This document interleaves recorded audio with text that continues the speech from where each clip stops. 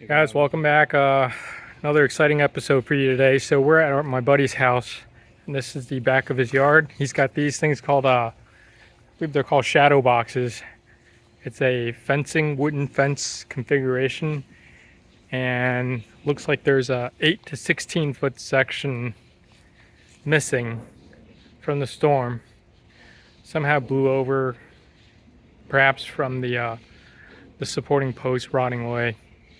All right, so we'll be fixing this today, and hopefully it'll be fun and exciting. Okay, we're back. We didn't get a chance to record the process of rectifying this wall because there's a lot of work involved. So in essence, we're just going to do a quick explanation of what we did. The panel was on the floor, and we picked it back up, and we secured it to the sides of it, to the adjacent structure, temporarily brace it, and then we got it back as close as possible to its original configuration, and we installed these two new posts to give it some structural rigidity. So once we did that, we transferred a lot of the forces from the rotted panel over to the new horizontal members. You could see horizontal members were bolted to the existing,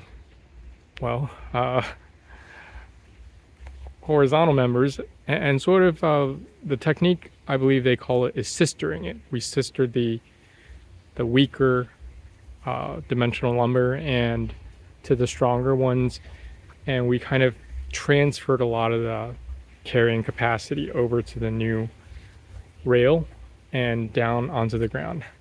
And so for the ground, because we only had two holes to save time and effort, we bore two posts, we bore two holes, and we filled it with this polyurethane foam.